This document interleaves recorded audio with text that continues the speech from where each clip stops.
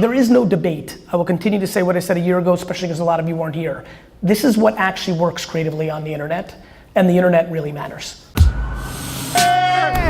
You got your perspective. I just want to be happy. Don't you want to be happy?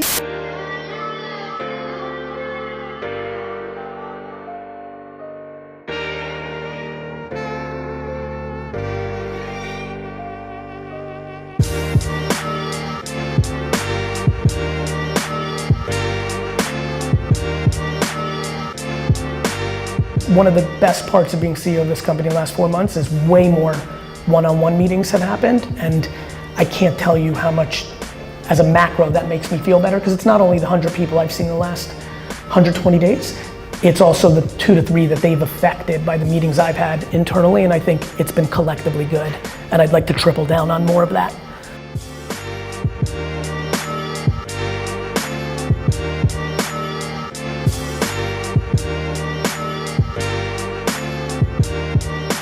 Everybody.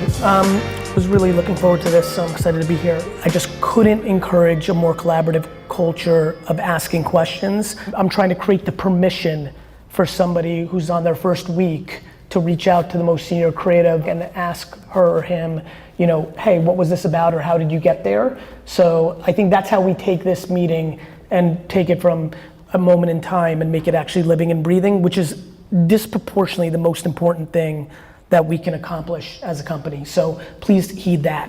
Let's talk about VVM. Volume model was very important to me to establish about a year ago for a lot of reasons, but if you play all the chess moves, it's because when I hear that term, I don't think that that's a thing in the way that I and we have positioned it.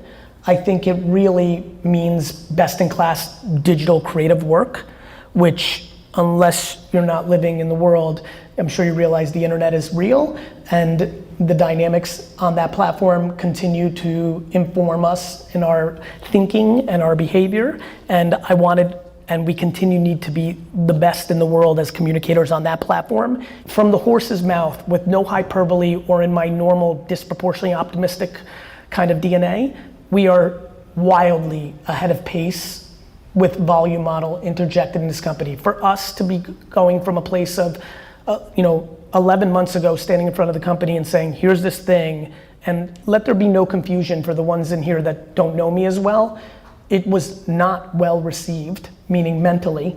Like, everybody thought, this is cute, but I'm gonna do my own, right? Or this is theoretical, but this isn't real. Or most of all, which is the great mistake of companies, my customer's not gonna like this. You know, we talk a lot about our job as strategy, creative account people, is to say the right things, move our clients in the right place, but the reality is, it's a very tough job. I have enormous empathy for account people in their day-to-day interactions when they're getting punched in the face verbally by clients and things of that nature. And so I am so excited about how far along we are, most of all, internally. To go from 90% of the organization not being bought in to 50 is a lot of advancement in 11 months. It just means half the company still doesn't know what it is, believe in it, or things of that nature, which means we have a lot of work to do, because we have no shot with the clients or the world unless we internally understand. There is no debate. I will continue to say what I said a year ago, especially because a lot of you weren't here. This is what actually works creatively on the internet, and the internet really matters. Love you guys.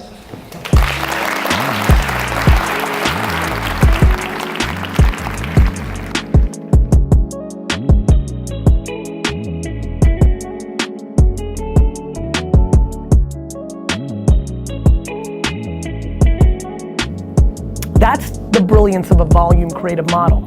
The reason I'm smart and have all these insights is because I've created a content machine that led to me listening. It looks like I'm talking. It led to me listening, right? That's crazy. It is crazy. It's a good one. I made sure Dustin caught it. You know? All the talking has led to a level of listening that gives me such profound consumer insights. I will push everybody to podcasts like you would not believe, even more than video, because I think video is a bigger mental and infrastructural jump for many. I love podcasts because of the following. You do a podcast, you film the podcast, which gives you video, You get the guest's audience when they're a guest, because they're gonna promote it, bringing you awareness. The first person can be third generational guy who's 58 who owns the boat company in town that's been crushing for years. And when you email him on LinkedIn or his email and say, hey John, do you wanna be the first guest on the Boca Business Podcast? The answer is yes, because John's not being asked by anybody to be on a podcast. Got it? And then literally the content's a piece of cake. So John, tell us about how you got started. So John, what's happening now? How's Boca changed in the last, like, you're 40 minutes done before you even started, asking 4 questions and going to sleep. For the first 8 years of my career, I didn't have a team. So the way I would have done it is like that, like I would have had my iPhone on the table and recorded it, and then literally posted the raw video on LinkedIn. So like, you know, people, again, being the messenger of a lot of these things right now scares me, because I have a level of notoriety now, leverage, infrastructure, but I got here by doing what I'm telling you to do. That's really nice. Thank you, brother. Thank you. You're welcome. Thanks, guys.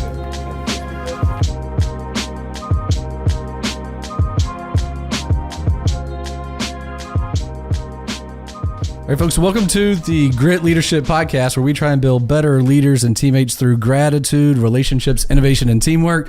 What is it that helps y'all focus on that and, you know, get back to center or find that gratitude, you know, every day? I actually go with gratitude, guilt, and scaring myself. So I've been thinking a lot lately about my mindset, and like today I came back to the office after being away for 2 weeks, which is very unusual for me, which means I had an enormous amount of headaches on my plate.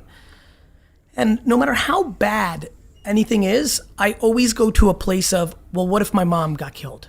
Like, what if right now I got a phone call from a hysterical sister saying, mom's dead, she was murdered, right? And for some reason, I do that 55 times a year. Sometimes it's my mom, sometimes it's my kids and my wife driving and get hit by, but this unbelievable ability to actually feel enormous, life-changing, deep, painful pain that just in seconds puts everything in such basic perspective that I don't know, there's nothing else.